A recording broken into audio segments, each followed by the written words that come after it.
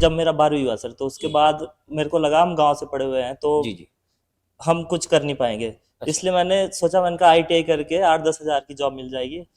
Lockdown जब लगा तो ये शख्सियत जो आपके सामने आज बैठी है, ये देहरादून आते हैं, उसके बाद इन्होंने अपना सफरनामा शुरू किया पढ़ाई का।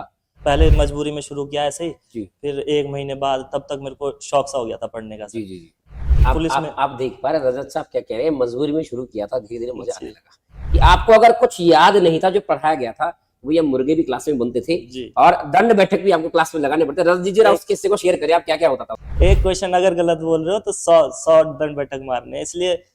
पर आज तक सर मैंने कभी मारे नहीं सर। हेलो साथियों, नमस्कार, स्वागत है आपका एक बार फिर से K2 क्लासेस और उत्कृष्ट अकेडमी के संयुक्त उपक्रम सफलता के डिजिटल मंच पर। मैं खजान राणा आपका बहुत बहुत स्वागत करता हूँ, हार्दिक अभिनंदन करता हूँ।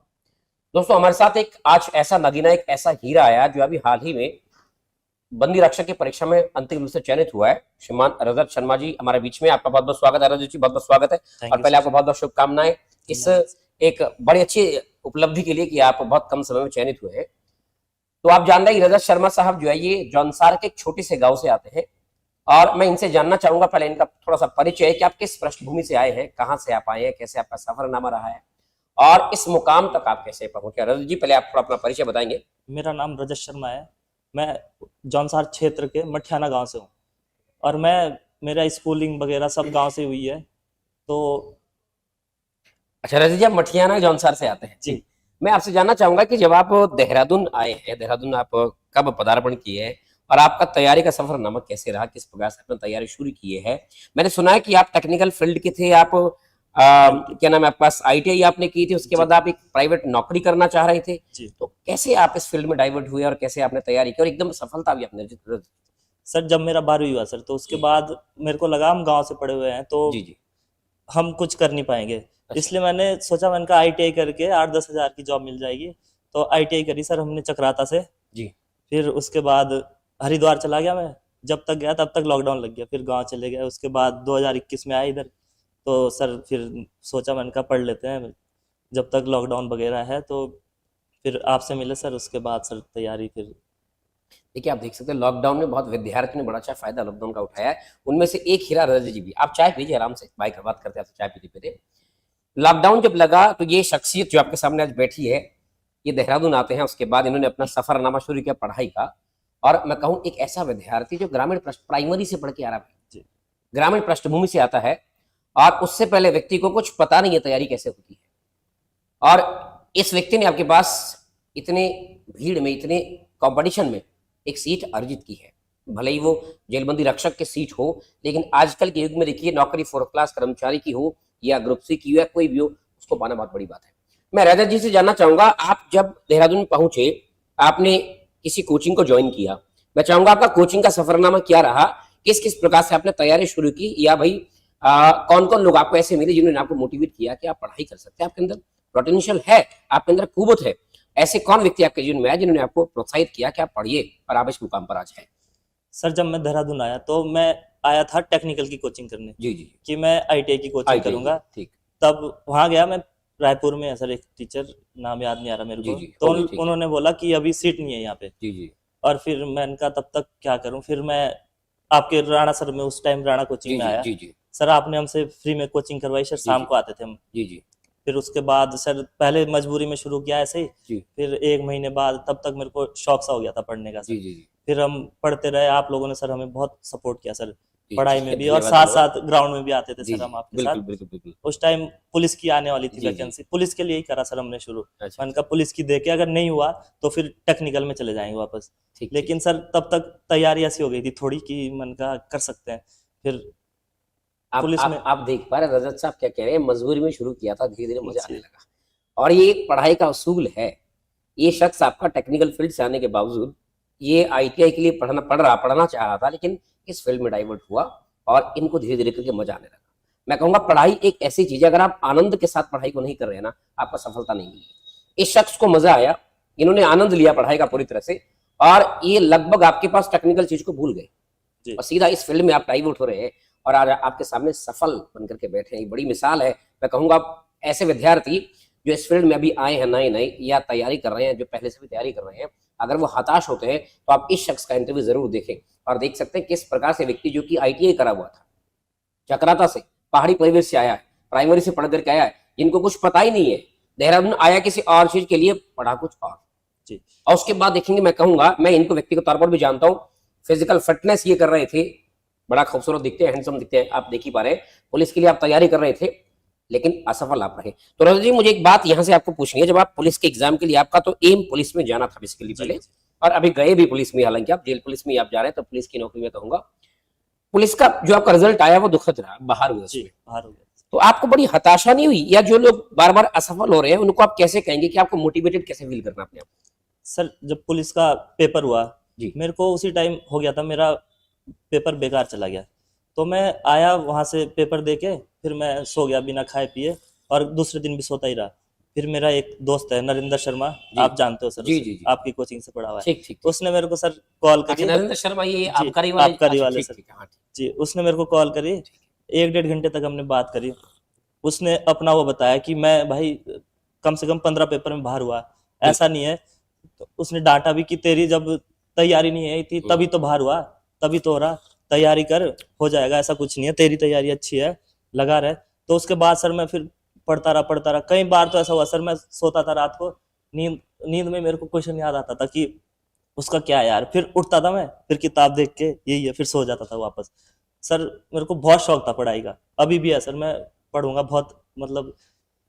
दोस्तों आप इनकी एक बात से एक चीज आपको समझ में आ रही होगी, एक तो आपकी लाइफ में कोई ना कोई ऐसा व्यक्ति मिलेगा जो आपको दोबारा से प्रेरित करेगा, उकसाएगा कि आपको ये काम करना है। नरेंद्र शर्मा जिस शख्सियत का ये नाम ले रहे हैं वो भी हमारे ही छात्र रहे हैं, आबकारी में वर्तमान में सेवाएं दे रहे हैं, और देखिए वो शख्स कैसे मोटिवेट किए इनको, ये अपनी हिम्मत हार चुके थे। तो कहीं ना कहीं जब आप असफल होते हैं, रजत जी की बातों से जहां तक मुझे समझ में आ रहा है, आपको कोई ऐसा शख्स, आपका दोस्त भी ठीक होनी चाहिए, दोस्ताना व्यवहार ऐसा हो कि आपके दोस्त लगभग आपके फील्ड से हो, तैयारी वाले हो। जैसे शर्मा जी ने इनको मोटिवेट किया, आपका भी इसी प्रकार का कोई जिगरी यार होगा, आपको मोटिवेट करेगा, नहीं कि नहीं यार आपको फिर करना है, फिर से एक बार आपको लगना है कि लगे, और आज आपके बीच में बैठे। अच्छा दूसरी बात रजत साहब से मैं एक बात जानना चाहूंगा, जैसे माना कोई विद्यार्थी देहरादून आता है, तो देहरादून आने के बाद ये कोचिंग का जो कॉन्सेप्ट है, कोचिंग का कितना बड़ा रोल रहता है आरंभिक तौर पर? क्या कोचिंग लेना बहुत जरूरी है, या कोई व्यक्ति बैठे बैठे भी काम चला सकता है वैसे भी, या जैसे आजकल का ट्रेंड चल रहा है, बहुत लोग जो है टेस्ट सीरीज की तरफ झुका हुआ, नया विद्यार्थी सीधा कोचिंग सेंटर में चला जाता है और वो कहता है मुझे टेस्ट सीरीज करनी है। ये टेस्ट सीरीज का जो कॉन्सेप्ट है या कोचिंग का कॉन्सेप्ट है, इसके बारे में आप लोगों को क्या कहना चाहेंगे, पहले क्या करना चाहिए और क्यों? सर जब शुरू करते हैं हम जी किसी भी चीज को, तो उसका बेसिक से पढ़ना शुरू सही है सर। तो प्रैक्टिस सेट में सर बेसिक से नहीं होता, वहां पे तो सर क्वेश्चन ऐसे ही आते हैं, तो पहले कोचिंग लेना बहुत जरूरी है सर। देखिए जैसे आजकल जो कॉन्सेप्ट चल रहा है, सवाल देख रहे हैं, यूकेएसएससी के सवाल कैसे आ रहे हैं, जी वीडियो का आपने परीक्षा देखी है, बड़े लंबे लंबे सवाल। जी सर। तो आधे बच्चों का माइंडसेट क्या है कि हम टेस्ट सीरीज करके वो जो ऑब्जेक्टिव सवाल है उसको रट करके काम चला लेंगे। क्या आपको लगता है कि आजकल के परीक्षाओं में ऐसा संभव है जो आजकल नहीं का सर, एग्जाम आ रहा है? बिल्कुल नहीं सर, कोचिंग लेना सर बहुत जरूरी है। कोचिंग के बिना नहीं हो सकता सर, ऑनलाइन लो ऑफलाइन लो, लेकिन कोचिंग लेना जरूरी है। उसके बाद अगर आप किसी पेपर में रुक रहे हो, एक जी, दो जी। नंबर 3 नंबर, तब प्रैक्टिस सेट वहां काम आती है सर, प्रैक्टिस सेट। बाकी पहले तो सर बेसिक तो कोचिंग से ही आएगा सर पूरा। अच्छा इनका सीधा कहने का मतलब, जो नए विद्यार्थी है, एकदम नए अभी आया, 12 पास करके आया, तैयारी अपने अभी शुरू की है, तो आपकी टेस्ट सीरीज शायद से यूजफुल ना हो। जी हाँ, लेकिन जो विद्यार्थी जिसकी तैयारी पूरी है, कोचिंग कर चुका है, उसे टेस्ट सीरीज करनी भी चाहिए, वो इम्प्रूव हो सकता है, अपनी जो चीजें, जो उसकी कमजोरियां हैं उसमें सुधार ला सकता है टेस्ट सीरीज से। ये चीजें बहुत जरूरी है। इन्होंने कहा कि कोचिंग आप ऑफलाइन ले, अच्छी बात है, नहीं कर सकते अफोर्ड, आप ऑनलाइन ले, लेकिन ले जरूर, ताकि आपका एक जो एक खाका है तैयारी का कि आपको किस वे में जाना, रास्ता कौन सा आपको पकड़ना है, वो रास्ता कम से कम आपको एक मार्गदर्शक मिलना आपके लिए बहुत जरूरी है, मैं ऐसा कह सकता हूँ।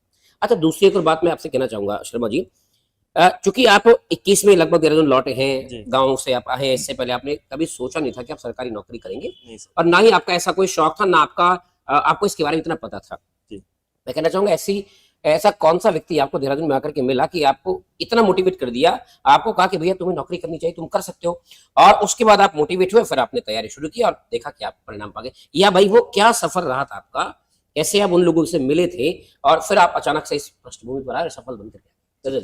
जब सर मैं देहरादून आया, जी तो मैं आपसे मिलने आया एक दिन कि सर मेरे को कोचिंग करनी है। आप हो सकता है, मुझे ठीक से जी ध्यान नहीं याद होगा। नहीं है जी, सर आपको, आए होंगे। आपने बोला कि आ जाना सुबह के बैच में। जी मैंने कहा सर मैं शाम के बैच में आऊंगा, आपका शाम का बैच चलता था हाँ सर हाँ उस टाइम, फ्री वाला। हाँ, फ्री वाला, ठीक। जी तो आपने बोला किसने भेजा है, मैंने आशीष हाँ नोटिया बिल्कुल, नोटिया जी जी जी मैंने जी। कहा उन्होंने भेजा है। तो आपने बोला आ जाना, लेकिन मैं लेट आया थोड़ा, अच्छा। 1 हफ्ते लेट आया, तब अच्छा। तक शुरू हो गया था वो बैच। फिर हुकम सर ने बोला कि पुराना जितना है वो भी याद करना है तेरे को 3 दिन में, और जो चल रहा है वो भी याद करना है, तभी मैं एडमिशन दूंगा, नहीं तो भगा दूंगा। फिर मैंने पढ़ा, उसके बाद याद किया, सुन आप डेली जी जी सुनते थे सर, फिर याद करके फिर आपने आपसे ही सर हमने शुरू आपसे ही किया सर। जब आए देहरादून तो आप पहली कोचिंग आपकी थी, और जी वहीं जी। वहीं से पढ़ा हुआ सर देखिए हमने दोस्तों, सब। मुझे ठीक से अभी याद आ रहा, जब रजत जी बता रहे हैं, हम लोगों ने एक प्रोग्राम चलाया था, और हमारी कोचिंग है उत्कृष्ट एकेडमी और केटू क्लासेस, प्रोग्राम समय समय पर चलाते रहती है। हमने प्रोग्राम चलाया कि हम पुलिस के 30 बच्चों को निःशुल्क पढ़ाएंगे, और वो 30 बच्चे वो थे जो वास्तव में स्ट्रगल कर रहे थे किसी न किसी रूप में। जैसे रजत जी थे, गांव जी से आए थे, इन्हें कुछ पता नहीं था, ऐसे बहुत सारे विद्यार्थी होते। और मैं आभारी हूँ इस प्रोग्राम में जो श्रीमान हुकम सिंह चौहान जी, वर्तमान में सचिवालय में समीक्षा अधिकारी है। आप हमें समय समय पर निःशुल्क सेवाएं देते रहते हैं, आपका बड़ा आभार, बड़ा योगदान आपका भी था। ये जो बच्चे हमारी क्लासरूम में पढ़ने आते थे ना, बैठने आते थे निःशुल्क रूप से, इनके लिए प्रावधान क्या था, ये रजत जी आपके मुंह से बताएंगे कि आपको अगर कुछ याद नहीं था जो पढ़ाया गया था, वो ये मुर्गे भी क्लास में बनते थे, जी। और दंड बैठक भी आपको क्लास में लगाने पड़ते। रजत जी जरा उस किस्से को शेयर करिए, आप क्या क्या होता था उसमें। सर एक क्वेश्चन के सर 100 दंड बैठक थे सर, एक क्वेश्चन अगर गलत बोल रहे हो तो 100 दंड बैठक मारने हैं, इसलिए। पर आज तक सर मैंने कभी मारे नहीं सर। रजत जी कह रहे कि मुझे कभी दंड बैठक नहीं मारने पड़े। मिला ही नहीं सर हाँ, मेरे को इसका कभी मतलब वो। बड़े स्मार्ट थे, बड़े पढ़ने में तेज थे। वहां पर सीधा प्राविधान नहीं था कि अगर आपने और हमने टेस्ट हाँ टेस्ट सीरीज चलती थी टेस्ट सर सीरीज उस चलती टाइम, थी बाकायदा, 100 में से 75 या 75 या 80 पास। बस। तो अगर कोई फेल हो रहा है तो उसे फिर पार्टी करानी है, मैं उसमें भी कोई फेल नहीं हुआ सर। आप देख सकते हैं इनके ये मैं कह सकता हूँ यात्रा है, ये आपको बता जी रहे हैं कि किस किस पड़ाव से गुजरे हैं। वहां पर ये प्राविधान था कि अगर माना आपके हमने आपको 30 चीजें बताई है कि आपको याद करनी है, 30 में से आप जितने गलत बोलते थे उतने पुशअप्स या उतने आपको उठक बैठक मार लेते थे, और भरी क्लास में, सोचिए भरी क्लास में। तो अगर आप ऐसे प्रोग्राम का हिस्सा बनना चाह रहे हैं किसी एग्जाम के लिए, तो संपर्क आप जरूर कर सकते हैं, लेकिन उसके लिए दृढ़ संकल्प होना जरूरी नहीं कि इनकी तरह। जी देखिए ढीठ बनना भी बहुत आवश्यक है कुछ कुछ चीजों में। आप सोचिए, ये कह रहे हैं, मैं बार बार कहता हूं कि जब तक आप सोने चले गए और आपके दिमाग में चीजें रिकॉल कर रही है ना, और अचानक आपको याद आया कि मैं फला डेट भूल गया, फला चीज भूल गया, जब तक आप उठने पर विवश नहीं होंगे ना, तब तक कीमत मानिए मेरी तैयारी अच्छी होगी। इन्होंने कहा कि मैं रात को उठता था, मैं अगर कुछ भूल गया कि फला चीज कहां पर है, मैं रात को उठ करके उसके बाद चैन की नींद से सोता था। ये है तैयारी, इसे कहते हैं दोस्तों तैयारी। इसका मतलब जब आप ऐसे माहौल में आएंगे, आप इस प्रकार की फीलिंग्स आपके अंदर आएगी ना, आप समझना सफलता आपके दरवाजे पर खड़ी है और दरवाजा खटखटा रही है। रजत जी आपको बाकायदा बता रहे हैं। अच्छा रजत साहब, मैं आपसे एक और दो बात पूछना चाहूंगा। अभी आप ये परीक्षा में सफल हुए, ये इसमें आपका कौन सा रैंक है, क्या है, और सर, कितने नंबर, कितने मार्क्स आपके थे, जरा थोड़ा बताएं मेरे इसमें दोस्तों को सर ताकि मेरा मोटिवेट। फिजिकल सर कम बन गया, अच्छा अच्छा 80 का बना सर। अच्छा अच्छा फिर मैंने सोचा, मैंने कहा यार इसमें फिजिकल कम है, तो मैंने कहा 80 तक मैं रिटर्न में ले आऊंगा, जी तो क्या पता आ जाए। पेपर देने गया, मेरे 86 पॉइंट कुछ है सर। एसटी में मेरा पहला रैंक है सर, और ऑल ओवर 164 या 62 बहुत रैंक है बड़ी सर। बात है दोस्तों, एसटी में टॉपर्स है आप, एसटी में। अच्छा मैंने सुना इसमें उत्तराखंड में आपके पूरे के पूरे नंबर थे 40 के जी 40। 40 के 40 सही थे सर। बड़ी अच्छी उपलब्धि है ये कि उत्तराखंड में इन्होंने कहा कि किताब को पढ़ रहे हैं 4 से 5 बार, ये परीक्षावाणी को 4 से 5 बार रिपीट किया भाई साहब, और 40 के 40 अंक इनके आ रहे हैं। तो देखिए पूरा स्ट्रेटेजी इन्होंने बता दी कि आपको करना क्या चाहिए और किस प्रकार से आपको पढ़ना चाहिए। ये मैं व्यक्तिगत रूप से इनको जानता हूँ, हमारे साथ फिजिकल करने भी ग्राउंड में आते थे। देखिए दिखते बड़े अच्छे हैं, हष्ट-पुष्ट है, लेकिन फिजिकल में मेरी इन पे बड़ी पैनी नजर थी, कुछ कुछ चीजों में ढीले थे, इसलिए इनका फिजिकल कम बना है ना। आप इनको देख पा रहे हैं, लेकिन उसके बाद भी देखिए इनके इतने सारे नंबर आए, 86 नंबर आप रिटर्न में प्राप्त कर रहे हैं, तो मैं कहूँगा अच्छे नंबर है। और चूंकि तैयारी कम है, 21 में आप आए हैं, बिगनर है, फिर आप मान के चलेंगे आप 1-1.5 साल की तैयारी में आपने अपने आप को इतना ऊपर उठा दिया, इतना ऊपर आपने लेवल लेके गए कि आप 100 में से 86 नंबर प्राप्त कर रहे हैं, तो उसके लिए बहुत बहुत बधाई। अच्छा रजत जी, जाते जाते मैं एक बात जानना चाहूंगा, जो हमारे छात्र अभी आगे दरोगा की तैयारी करेंगे, और मैं जानता हूं आप इतने जिद्दी, आप दरोगा बन करके दम लेंगे, आपके अंदर पोटेंशियल है, आप भी दरोगा की तैयारी करेंगे, आपका क्या प्लान रहेगा, क्या स्ट्रेटेजी रहेगी? और जो बच्चे हमारे दरोगा की तैयारी करना चाह रहे हैं, जी आप उनको क्या संदेश देना चाहेंगे कि आपको किस प्रकार से पढ़ना चाहिए, किस किस चीज की गाइडेंस, हिंदी के लिए आपको कैसी गाइडेंस लेनी चाहिए, या भैया गणित के लिए आपको कहां से गाइडेंस लेनी चाहिए, ये सब चीजें थोड़ा बताएं हमारे दोस्तों को। सर दरोगा सर उत्तराखंड के इतिहास में बहुत बड़ी पोस्ट है जी सर जी, दरोगा। ड्रीम नौकरी है भाई, ड्रीम जी, नौकरी है बिल्कुल। तो दरोगा में सर अब पहले तो सिलेबस वही था सर जो हाँ जिसकी जी हम तैयारी करते जी आ जी रहे हैं, जी लेकिन सिलेबस चेंज हो गया, उसमें 100 नंबर की हिंदी है सर। जी तो दरोगा में हिंदी का सर बहुत रोल हो जाता है, जी जी और बाकी 75 नंबर की गणित है, जी गणित का भी सर बहुत रोल है इसमें। जी तो इसलिए हम, बाकी तो हो ही जाएगा सर, जी करते भी हैं, पढ़ते हैं आपसे, लेकिन गणित के लिए अब जुड़ना पड़ेगा सर। जुड़े भी हैं सर आपके उससे प्लेटफॉर्म से जी ऑनलाइन। जी बाकी पर दरोगा उत्तराखंड में सर बहुत बड़ी पोस्ट है। अगर दरोगा किसी को मिल रहा है उत्तराखंड में अपने घर पे, बिल्कुल। तो बहुत अच्छी वो है सर। देखिए आप समझ पा रहे हैं इनका कहना, ये भी उसके पीछे हाथ धो के बढ़ने वाले हैं। दरोगा के जो अभ्यर्थी है, जो तैयारी करना चाह रहे हैं, जो प्रतिबद्ध दरोगा बनने के लिए, वो अभी से तैयारी शुरू कर दे। और किसी ने, मैं ये नहीं कहूंगा, चूंकि मैं खुद एक कोचिंग संचालक हूं, कि आप मेरे पास आए, आप किसी न किसी माध्यम में जो आपको बेस्ट विकल्प लगता है ना, वहां पर आप जुड़े, क्योंकि आप इनकी यात्रा सुन चुके हैं। ये गांव से आ रहे हैं, उसके बाद अगर ये सीधे करणपुर की गलियां नापते ना, इनका कुछ नहीं होने वाला था। एक ठीक जगह पर पहले जुड़े, और फिर आप देख रहे हैं कितना संघर्ष इस व्यक्ति ने किया है, रातों को बैठ करके रोया है, और उसके बाद आपके सामने आज इंटरव्यू दे रहा है, ये सफल बना हुआ है। सर जब मैंने पहला पेपर दिया ना सर आपके उसमें इंस्टीट्यूट में, जी जी। तो मेरे को सर 12 क्वेश्चन आते थे उसमें। आप सोचिए इस विद्यार्थी के बारे में। 12 आते थे, फिर मैंने 5 बगल वाले से टेप लिए, 17 नंबर आए मेरे उस दिन। और टॉपर था नरेंद्र शर्मा जी। उस दिन का। अच्छा। तो मैं उसे जानता था, फिर मैं उसके पास गया, मैंने कहा भाई क्या कैसे पढ़ा? फिर उसने बोला ये किताबें ले ले। और फिर किताबें तो ली थी मैंने, आपने बोला था पहले, मैंने कहा किताबें तो है। फिर उसने बोला कि ऐसे ऐसे पढ़ना, बाकी कुछ नहीं आएगा तो सर भी है, सर अगर बिजी रहे तो मेरे को बताना, मैं बोलूंगा तेरे को। फिर मैंने पढ़ा, लेकिन जिससे टेपा ना उसे मैं जानता हूँ। अच्छा। वो आज भी ऐसे ही है सर। वो देखिए खुल के बता रहा है कि मैंने नकल भी की है ना। और देखिए जाहिर सी बात है भैया, परीक्षा निकालनी है तो आपको मेहनत तो करनी पड़ेगी। मुझे एक वाक्य बड़ा याद आ रहा है, मुझे अच्छे से ध्यान है, और अभी मुझे याद है, मुझे नहीं पता रजत को याद है कि नहीं याद है। जब भी मेरे पास पहली बार आए थे ना, तो आप यकीन नहीं मानेंगे, शख्स को एक शब्द इत्यादि लिखना नहीं है। मैंने इनको बोर्ड पर खड़ा किया कि अगर आपको निःशुल्क पढ़ना है तो मेरे कुछ पैमाने हैं, कुछ उसूल से वो आपको पूरे करने पड़ेंगे। आपको लिखना आता है? इन्होंने कहा जी सर बिल्कुल सही लिखना आता है। और मैंने इनको कहा कि आप बोर्ड पर जो है इत्यादि शब्द लिख दें।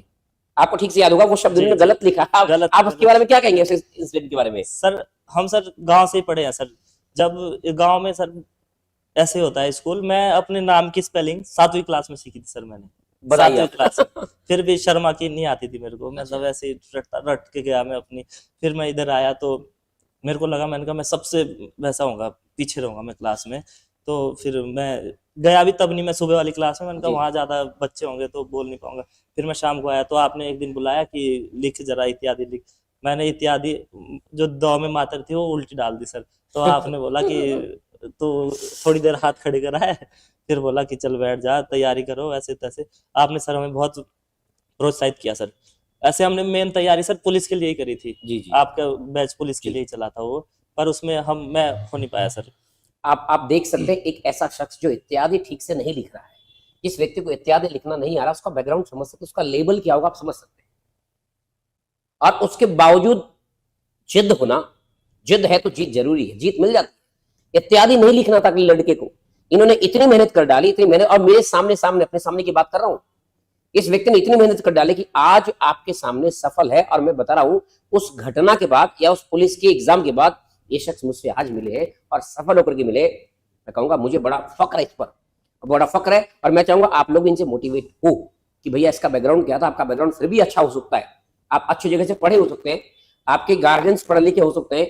इनके तो सब ग्रामीण परिवेश में सब है, जो इनके माता पिता वो गांव में रहते हैं, उतना अच्छा माहौल नहीं मिला, उसके बावजूद भी आपका एक, मैं कहूंगा बहुत नीचे स्तर से आकर के आप एक आज सफल बने हैं।